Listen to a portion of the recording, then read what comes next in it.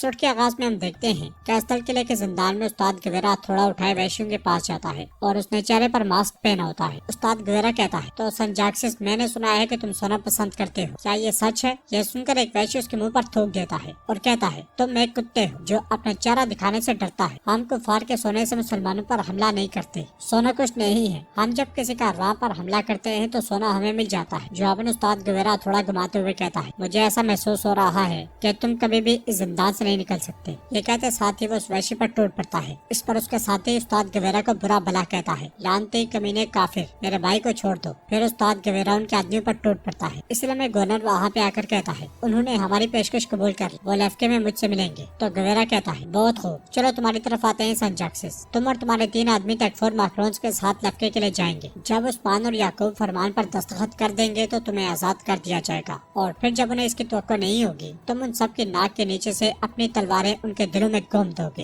ये कहते साथ ही वो हथौड़ा वैश्य के सीने पर रखते हुए कहता है, उसके बाद मैं तुम्हारे भाइयों को छोड़ दूंगा। अगर तुमने वैसा ही किया जैसा मैंने कहा तो फिर मैं तुम्हारे इन कीमती भाइयों को छोड़ दूंगा। ये मेरी पेशकश है। अगर तुम कबूल नहीं करते तो मैं तुम्हारे इन कीमती भाइयों को एक एक करके मार दूंगा और ये बहुत तकलीफदेह होगा। ये कहते साथ ही उस्ताद गवेरा फिर से उन्हें मारना शुरू हो जाता है। तो वैश्यों के सरबराह कहता है, बस बहुत हुआ। तो उस्ताद गवेरा पीछे हटते हुए कहता है, फैसला करो, सोना और भाई या इस तारीख जिंदान में मौत। ये सुनते ही वैश्यों का सरबराह टांगों के जरिए उसका मास्क उतारने की कोशिश करता है मगर नाकाम रहता है। गवेरा कहता है, उस्मान के लिए अपनी सांसें बचाओ, तुम्हें इनकी जरूरत पड़ेगी। इसके साथ ही गवेरा वहाँ से चला जाता है। नाजरीन, इसके बाद हम देखते हैं मलून खातून बेस बदले होलोफेरा और सिपाहियों के साथ कैस्टल किले के दरवाजे पर पहुँचती है, जहाँ पे बाज़ंतीनी सिपाही उनकी घोड़ा गाड़ी को रोक लेते हैं। तो होलोफेरा कहती है, सिपाही तुमने क्यों रोका? जवाबन सिपाही कहता है, यह गवर्नर का हुक्म है, चाहे कोई भी हो, अंदर जाने वाली तमाम घोड़ा गाड़ियों की तलाशी होगी। ये कहते साथ ही वो आगे बढ़कर घोड़ा गाड़ी से कपड़ा हटाता है तो कपड़े के नीचे से निकलने वाले उस्मान साहब पल भर में उसे जन्म वासिल कर देते हैं। उनकी देखा देखी मलून खातून बुरान और होलोफेरा भी बाज़ंतीनी सिपाहियों को काटना शुरू कर देती है। दरवाजे पर मौजूद तमाम सिपाहियों को मारने के बाद उस्मान साहब कहते हैं, बुरान इन सिपाहियों को बक्सों में डालो। इसके साथ ही वो लाशों को ठिकाने लगाने लग जाते हैं। उस्मान साहब और मलून खातून तीर कमान लेकर होलोफेरा के साथ आगे बढ़ जाते हैं। उधर यानी शहर में अलाउद्दीन बेंदर से पूछता है, क्या फैसला आपको मिल गया? जवाबन बेंदर कहता है, हमने हर तरफ देखा लेकिन ऐसा लगता है जैसे वो जमीन से गायब हो गया हो, क्या वो भाग गया होगा? तो अलाउद्दीन कहता है, नहीं, तमाम दरवाजे बंद हैं, वो भाग नहीं सकता, वो अंदर ही है। इसलिए मैं सिपाही में सुंगुरा कर कहता है, शहजादे, उन्होंने फैसल को सिपाहियों के कमरों के करीब देखा। यह सुनते साथ ही अलाउद्दीन सिपाहियों के साथ फैसल के कमरे की जानिब चला जाता है और कमरे में दाखिल होते साथ ही कहता है, हम सुबह से आप ही को ढूंढ रहे थे, आप कहाँ थे फैसल? जवाबन वैसलुस कहता है, शहजादे, मुझे एक फर्ज दिया गया था, मैं वो पूरा कर रहा था। इस पर अलाउद्दीन कहता है, तो क्या ऐसा है? ये कैसा फर्ज था जो इतना वक्त लग गया? इस पर वैसलुस पूछता है, शहजादे, क्या आप मुझसे कुछ चाहते हैं? तो अलाउद्दीन के इशारे पर बेंदर उसे दबोच लेता है और सिपाही पे सुंगुर उसके गले पर तलवार रखता है। तो वैसलुस कहता है, शहजादे, क्या मैंने कुछ गलत किया? ये क्या हो रहा है? जवाबन अलाउद्दीन कहता है, हम देख लेंगे कि तुमने क्या किया। ये कहते साथ ही वो उसके गर्दन का जायजा लेता है मगर उसे कोई निशान नहीं मिलता। फिर वो कहता है, इसे छोड़ दो। वैसलुस खड़े होकर कहता है, मेरे शहजादे, क्या आपको लगता है कि मैं गद्दार हूँ? तो अलाउद्दीन कहता है, हम सिर्फ एहतियात बरत रहे हैं, हम सब की जांच कर रहे हैं, माफ करना। ये कहते साथ ही अलाउद्दीन सिपाहियों के साथ चला जाता है और बेंदर वैसलुस को तलवार लौटाते हुए कहता है, माफ करना, मैं नहीं चाहता कि ये मामला हमारे दरमियान मसला पैदा करे। उन सब के जाने के बाद वैसलुस बहुत खुश होता है और तंजन हंसता रहता है। उधर लेफ्के किले में सरदार याकूब गवर्नर माक्रोन्स के साथ बैठा होता है और माक्रोन्स कहता है, सरदार याकूब, आपको अपने किले में देखना है एजाज की बात, लेकिन उस्मान बेग कहाँ है? तो सरदार याकूब कहता है, तुम्हें उस्मान की क्या जरूरत है? तुम तुर्कों के सुल्तान के सामने बैठे हो, अपनी हद में रहो तकफोर, हमारे बेटे तुम्हारे पास हैं, इसलिए बगैर सोचे बात कर रहे हो, लेकिन मेरे सब्र का इम्तिहान ना लेना। तो माक्रोन्स कहता है, आपके लिए भी ऐसा ही है, आप सुल्तान है, इससे कोई फर्क नहीं पड़ता, आपका मुस्तकबिल का सुल्तान, आपका वारिस मेरे हाथों में है, इसीलिए अल्फाज के चुनाव दानिशमंदी से करें। जवाबन सरदार याकूब कहता है, जिन इशारों और किलों का आप मुतालबा कर रहे हैं वो आपके हवाले कर दिए जाएंगे, पहले लेफ्के से आगाज करें, मैं अपनी जुबान पर कायम हूँ, अब तुम कैस्टल में खबर भेजो और हमारे बेटों को रिहा करो। तकफुर कहता है, नहीं याकूब बे, इतनी आसानी से नहीं, मुझे वो तमाम जमीनें चाहिए जिनकी बात हुई थी, उसके बाद ही हमारे फौजी आपके बेटों को लेकर आएंगे। इस पर सरदार याकूब मेज पर हाथ मारते हुए कहता है, तुम्हारी नीयत जाहिर है, तुम सारी जिंदगी मेरे बेटे की जान के बदले अपनी शरायत मनवाओ, तुम हद से तजावुज कर रहे हो तकफुर। जवाबन तकफुर कहता है, तुम हमारा कुछ नहीं बिगाड़ सकते याकूब, जब तक तुम्हारा बेटा हमारे पास है, तुम मेरी मुट्ठी में कैद हो। उधर कैस्टल किले में आगे बढ़ते हुए होलोफेरा दो बाज़ंतीनी सिपाहियों को देखकर उस्मान साहब से कहती है, दो मुहाफिज खड़े हैं। जवाबन उस्मान साहब कहते हैं, हम इन्हें खामोशी से मार देंगे। कुछ देर के बाद उस्मान साहब और मलून खातून आगे बढ़कर दोनों बाज़ंतीनी सिपाहियों को तीर मारकर मार डालते हैं, जबकि बुरान बाकियों का सफाया कर देता है। दरवाजे पर पहुंचते साथ ही उन्हें एहसास होता है कि दरवाजा तो बंद है। उस्मान साहब दरवाजा खोलने की कोशिश करते हैं तो होलोफेरा कहती है, उस्मान साहब मुझे ये मालूम नहीं था। इस पर उस्मान साहब पूछते हैं, क्या कोई और रास्ता है? तो होलोफेरा कहती है, एक है, लेकिन वो आसान नहीं होगा। उस्मान साहब पूछते हैं, कहाँ है? जवाबन होलोफेरा कहती है, कैस्टल के मुहाफिज जहाँ हथियार रखते हैं उसके पास है। इसके साथ ही वो सब उस जानिब रवाना हो जाते हैं और जब वहाँ पहुँचकर देखते हैं तो सिपाही कामकाज में मसरूफ होते हैं। वो सब एक साथ आगे बढ़ते हैं और एक साथ तीर मारकर वहाँ मौजूद बाज़ंतीनी सिपाहियों को जहन्नुम वासिल कर देते हैं। फिर उस्मान साहब कहते हैं, इससे पहले कि वो अपने फौजियों की गैर मौजूदगी को महसूस करें, चलो अंदर चलते हैं। लाशें ठिकाने लगाने के बाद वो सब अंदर दाखिल हो जाते हैं। इधर लेफ्के किले में सरदार याकूब अपने सिपाही से कहता है, लेफ्के की चाबी तकफोर को दो। ये सुनते साथ ही गवर्नर लेफ्के की चाबी ले लेता है और पूछता है, उस्मान ने इसकी इजाजत कैसे दी सुल्तान याकूब? उसे किले हासिल करने में सालों लगे। जवाबन सरदार याकूब कहता है, क्योंकि तुम उस्मान बे से बात नहीं कर रहे, तुम सुल्तान याकूब बे से बात कर रहे हो। उस्मान बरसों से तुम्हारी जमीनों में फतह हासिल करता रहा। ये किले और हिसार मेरी अजीम हवेली से छोटे हैं और लेफ्के का फातह मैं हूँ। यह सुनकर गवर्नर कहता है, ये जाहिर करने के लिए कि मेरी नीयत साफ है। उसके ये कहते साथ ही बाज़ंतीनी सिपाही वैश्यों के सरबराहों को लेकर वहाँ आते हैं। उन्हें देखते हुए गवर्नर कहता है, लेफ्के के बदले हम इन कैदियों को रिहा कर रहे हैं। जब आप हमारे दूसरे मुतालबात पूरे करेंगे तो आपके शहजादों को रिहा कर दिया जाएगा। इन्हें खोल दो। ये सुनते साथ ही बाज़ंतीनी सिपाही वैश्यों को खोल देते हैं और सरदार याकूब कहता है, फिक्र मत करो तकफोर,